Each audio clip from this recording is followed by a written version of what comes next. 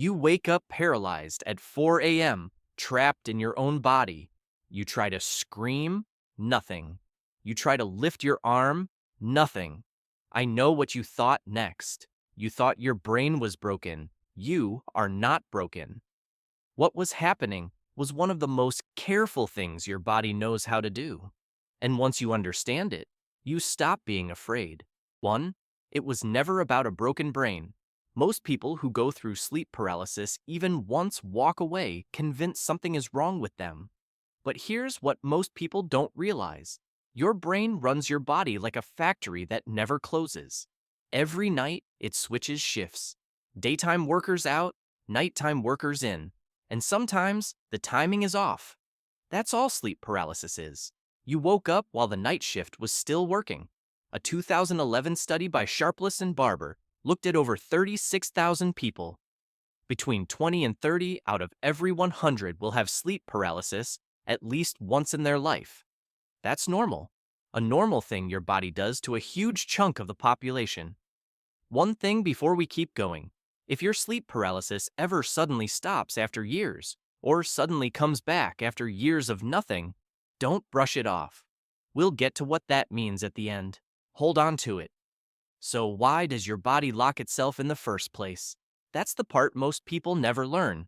And once you see it, the whole experience makes sense. 2. Your body locks itself on purpose every single night. Have you ever wondered what happens to your body when you're dreaming? Most people picture themselves just lying there, quiet, still. But that stillness is not random. It's a lock. Every night when you start dreaming, your brain throws a switch. Picture the doors of a house locking themselves before a storm. Two chemicals surge through your nerves like a power outage, cutting off the lights. Every wire from your brain to your muscles goes dark. Your body becomes a locked house with you safely inside. Why? Because when you dream, you're not just thinking about running. Your brain is firing the actual signal to run. If your body wasn't locked, you'd kick, you'd punch, you'd jump out of bed, you'd hurt yourself. So your brain locks the doors. Every single night. Most of the time, you sleep right through it. Think about that for a second. That's not a malfunction. That's your body taking care of you in the quietest way possible.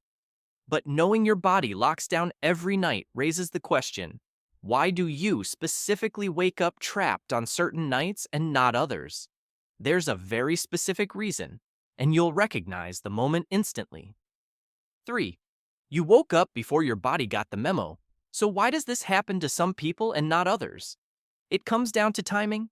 Normally, when you start waking up, the locks come off your body before your brain comes fully online. Smooth handoff. You never notice it happen. But sometimes, when you're sleep deprived, stressed for weeks, your schedule is off, you're traveling, your brain wakes up too early. The day shift walks into a building still dark, doors still bolted from the inside.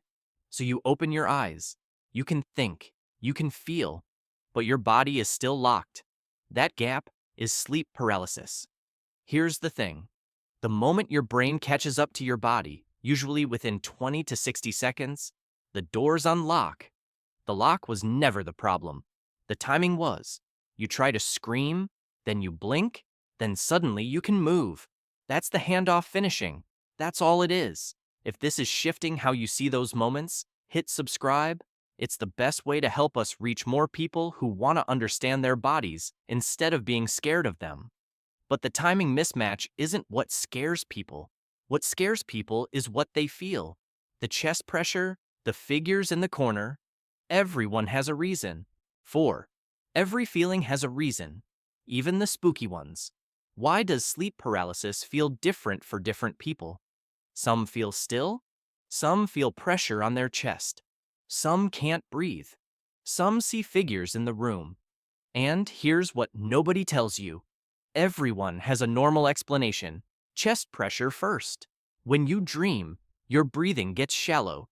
Your chest barely moves. That's how it's supposed to be. But your awake brain hits the alarm. It thinks you're suffocating. You're not. Your brain is reading the meter wrong. And here's where it gets even deeper. The figures, the shadows, the presence. Researchers have documented the same dark figure showing up in dozens of cultures, going back thousands of years. Almost the same description, country after country, because your brain hadn't fully shut off the dream when you woke up. The movie was still playing, but now you were watching it with your eyes open. That dark figure was never in your room. It was in the same part of your brain generating it 30 seconds before. The fear was real. What you saw was not. Quick test. Right now. The last time sleep paralysis happened to you, what was going on that week? Stressed? Sleeping less? Different time zone? Hold the answer. In the next minute, I'll explain exactly why your body picked that week. But understanding the feelings is only the beginning. Here's what changes everything. What your body is actually choosing to do for you. Sleep paralysis stops being something happening to you and becomes something happening for you. 5. Your body is choosing to keep you safe. What happens to people whose lockdown system stops working? Doctors first wrote about this back in 1986. They have a clinical name for it, but I'm not making you memorize it. What it means in plain language: when these people dream, their bodies actually do what their dream is telling them to do. They run in their sleep. They throw punches. They've broken their own bones. They've hurt the people sleeping next to them. Some have walked off second-floor balconies during dreams they don't even remember. So when your body locks you in place during a dream, even when your awake mind hasn't caught up yet, that lock isn't trapping you. It's standing between you and serious harm. I want you to sit with that. The fear of sleep paralysis is loud. The protection underneath it doesn't say a word. It just shows up every night, quietly keeping you whole. So why do some people get sleep paralysis once a year and others every single week? The difference comes down to one specific thing, and once you spot it, you can change it. 6. It happens more when your brain is processing something. Have you noticed sleep paralysis showing up more during stressful weeks? You're not imagining it. The same Sharpless and Barber study looked at this. The pattern is clear. People with anxiety, people who haven't slept enough, people whose lives have been turned upside down, they all get sleep paralysis more often. The biggest factor isn't even stress. It's not getting enough sleep. Here's why. Your brain handles all the heavy emotional work during dream sleep, sorting through your day like a librarian shelving books after closing time. The harder your week, the more dream sleep your brain runs. And the more dream sleep you run, especially on a messed up schedule, the more chances for that timing mismatch to happen. Now go back to that answer you held earlier. The week it happened to you, the stress, the missed sleep, the schedule, that wasn't bad luck. That was your brain working overtime, and the timing slipped. The most powerful thing you can do? Same bedtime, same wake-up time, 7 days a week. The data is overwhelming. Your brain just needs to know what time it is. And, finally, the question I promised at the start. There's a moment when sleep paralysis stops being normal and starts being a signal. Most people miss it. 7. When it suddenly changes, listen closely. When does sleep paralysis stop being normal and start being a signal? This is the question I promised at the start. Simple rule. If you've had it your whole life and it feels basically the same, that's normal. Don't worry. But if the pattern has changed, 3 or 4 times a week, lasting much longer, you're starting to dread sleep. Pay attention. Talk to a doctor if it happens more than twice a week, lasts several minutes, comes with daytime exhaustion, sudden muscle weakness when you laugh hard, or you're avoiding sleep out of fear. Not because something is broken, because conditions like narcolepsy or sleep apnea can show up first as more sleep paralysis. Both are very treatable when someone actually looks.